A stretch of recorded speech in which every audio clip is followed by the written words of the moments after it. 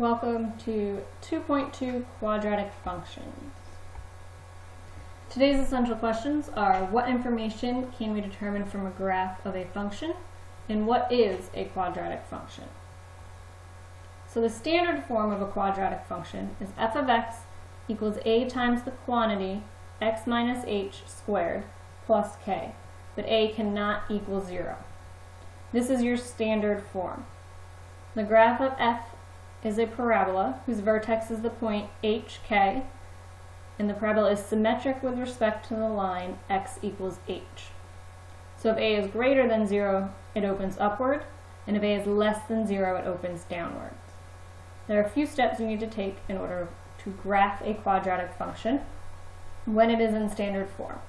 So to graph f of x equals a times the quantity x minus h squared plus k, which again is your standard form, you need to first determine whether the parabola opens upwards or downwards. If a is greater than 0, it opens upwards, and if a is less than 0, it opens downwards. Step 2, determine the vertex of the parabola. A vertex is hk.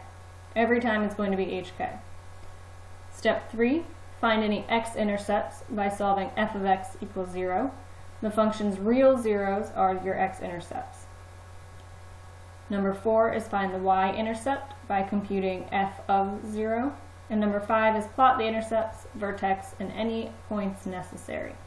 Connect these points with a smooth curve. So let's look at an example.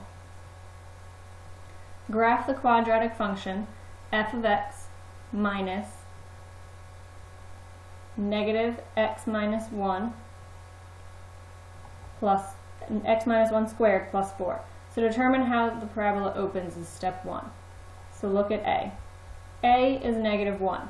Since a is a negative number, your parabola is going to open downwards. That part's easy. This is your a, it's negative 1. So find your vertex. Remember, vertex is x minus h. So that means my h is going to be a positive 1, and k is 4. That's your vertex. Step 3 is find the x-intercepts by solving f of x equals 0. So you have 0 equals negative x minus 1 squared plus 4. You subtract 4 from both sides. You have negative 4 equals negative x minus 1 squared. Divide by negative 1, so you have positive 4 x minus 1 squared. You can get rid of your square by taking the square root of each. It means you have plus or minus 2 equals x minus 1. Now you have to solve for two different things. So you have when x is a positive, or 2 is a positive, and then you have when 2 is a negative. You want to solve both.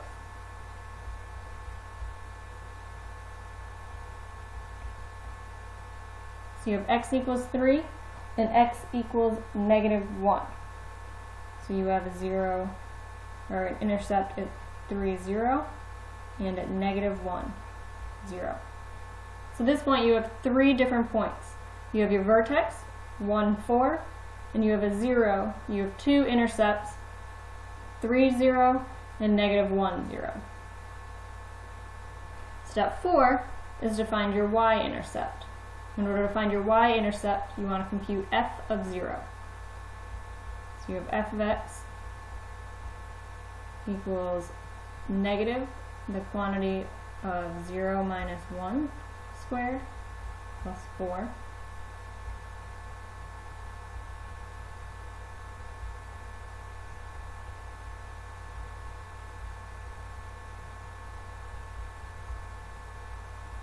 And you should get 3. So f of 0 is 3. So you have 0, 3. Now you have 4 points to your equation. So your parabola opens downwards. Your x-intercepts are 3, 0, and negative 1, 0. Your y-intercept is 0, 3, and your vertex is 1, 4. On the graph, they are color-coded each point, but you can graph this parabola now.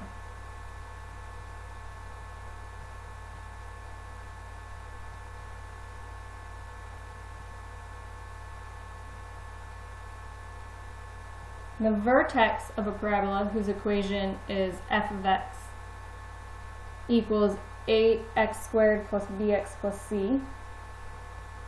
So, we're going to look at how to find the vertex of this. Consider the parabola defined by the quadratic function f of x equals ax squared plus bx plus c. The parabola's vertex is negative b over 2a, and then f of negative b over 2a. The x-coordinate is negative b over 2a. Think about your quadratic formula. The y-coordinate is found by substituting your x-coordinate into the parabola's equation and evaluating the function at this value for x. So, the steps to graphing quadratic function with equations in this form, they're similar. You just have different ways of computing. So number 1's the same. Determine whether the parabola opens upwards or downwards.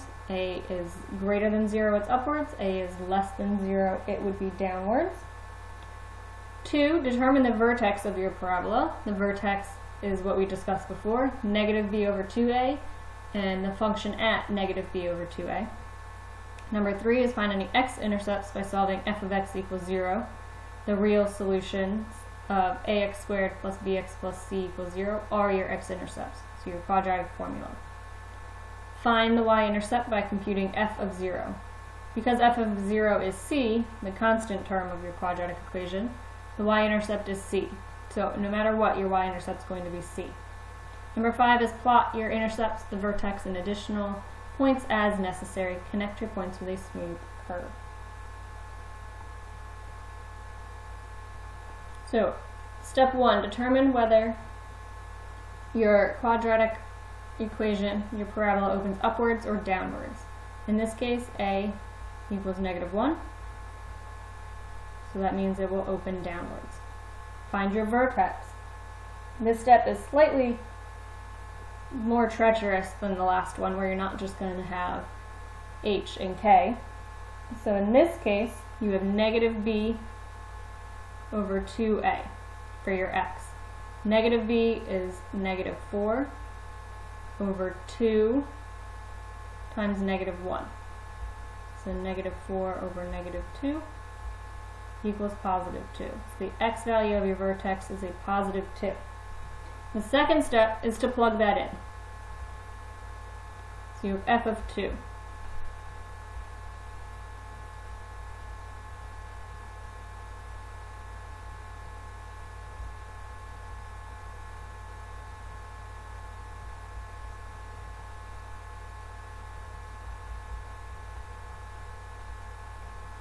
And you should get to 5.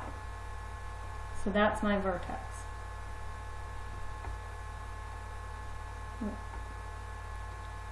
Step 3 is to find your x-intercepts. This you want to use your quadratic formula. So you have negative b plus or minus the square root of b squared minus 4ac all over 2a.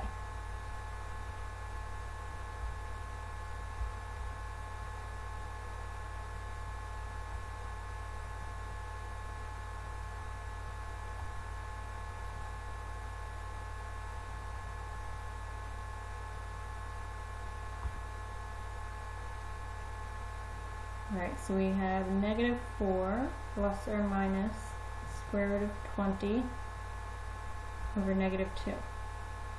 As you can see, this is not a perfect square, so we need to solve our two different sides, whether it's plus square root of 20 or minus square root of 20. We're going to do plus first. If you were to plug this into a calculator, you would get about negative 0.2. And if you did negative 4 minus square root of 20 over negative 2, and plug that into a calculator, you would get about 4.2.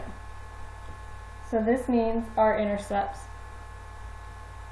are going to be negative 0.2 and 4.2.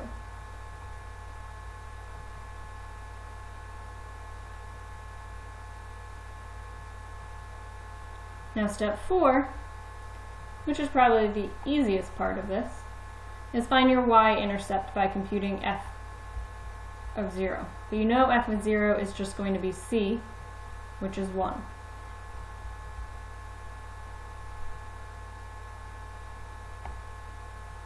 So the last part is to graph your parabola. Your x-intercepts are negative 0.2 and 4.2. Your y-intercept is 0, 1. Your vertex is 2, 5. And then your axis of symmetry is x equals 2.